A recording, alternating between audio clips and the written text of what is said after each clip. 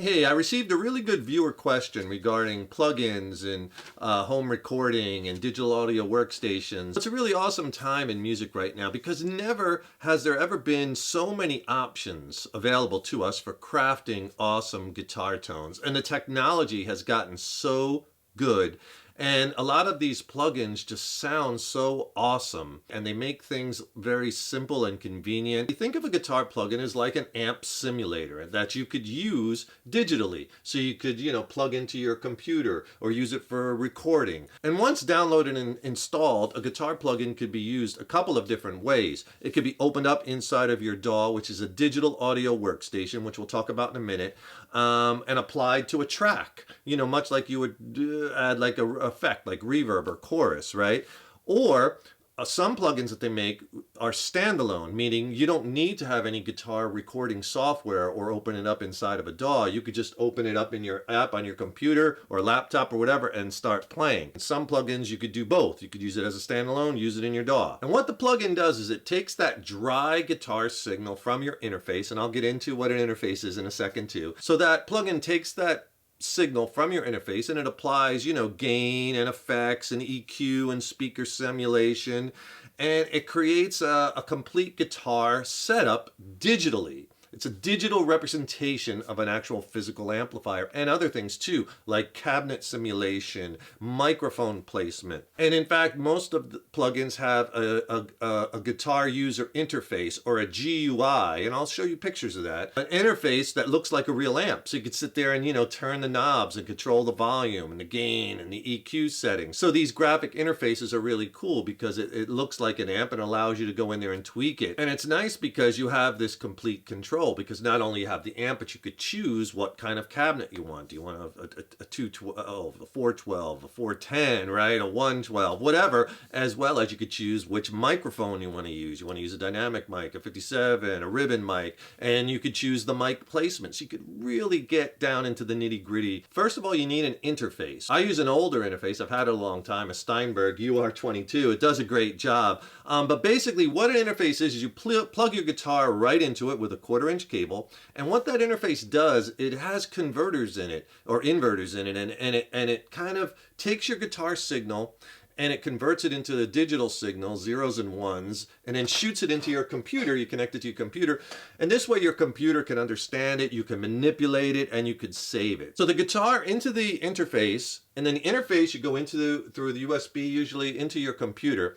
Now you're going to need a good set of speakers because you don't want to listen to whatever your creator are playing on these little laptop speakers, right? Or those little tiny computer speakers. You want to have a nice pair of monitors. Like I use these are an old pair of KRK Rocket 5s. I mean, I've had them a long time, but they do a great job. But you also need a computer. You could use your laptop. I have an iMac here, and if you want to record, you're going to need some type of recording software, and there's lots of recording software out there. I like using Logic, which is made by Apple. It's fantastic. But there's lots. There's Pro Tools, which is pretty much the industry standard. Ableton. There's tons and tons of different recording programs, and in fact, for a while, Apple computers came with GarageBand, which is great if you're just starting out. It's a really good program to get you introduced to computer recording. And this whole system together is called a DAW, or Digital Audio Workstation. That includes the computer, the monitors, the interface,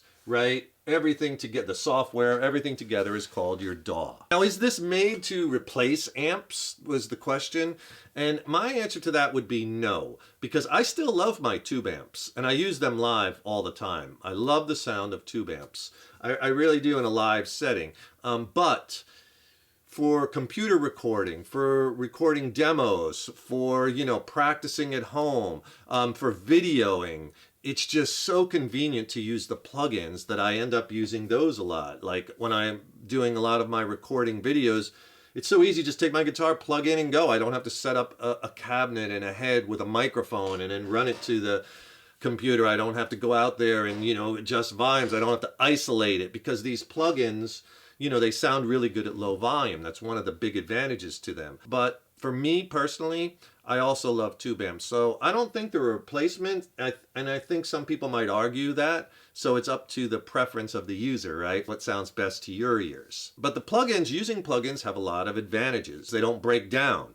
You don't have to replace tubes. You don't have to haul around heavy guitar tube amplifiers, right? The other thing is with these plugins, they make so many of them that emulate all these different famous amps. You know, you would never probably be able to afford all of those amps, but you could have all the plugins of those amps, right? And the sounds are really, really close. The technology has gotten so good, and you've probably watched videos where they compare. They'll take like an original, you know, JCM Marshall and then say, okay, here's the Marshall and here's the plugin, you know, and you can't see and you have to tell which is which. And a lot of times you can't tell. The good plugins are that good, and the latency factor has really been dialed down. Latency as far as like a delay. There used to be like a more pronounced delay when you would play where it would come through. Now that latency has all been taken away pretty much. It's still there very little though.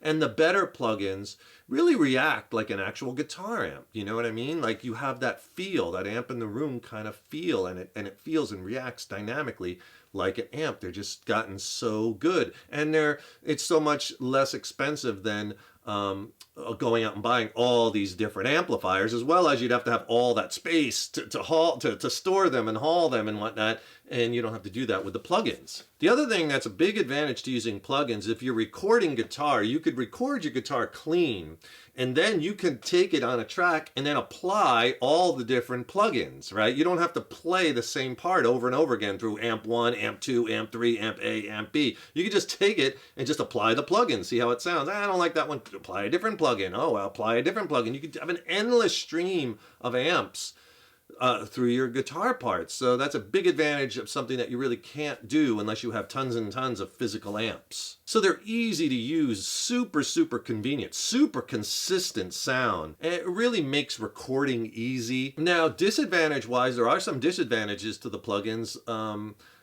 There's still a lot of plugins out there that aren't as good. And those don't, to me, they sound a little bit too digital, a little too thin sounding. The real good plugins sound awesome, but there's still a lot of them out there. So you have to kind of be concerning. Find the ones that sound best to your ears. But some of them out there, to me, sound a little bit too digital, a little too thin. Also, some of them out there don't have that kind of feel like an amp. They're not as developed, or they're not as dynamic to the touch as a real amp is.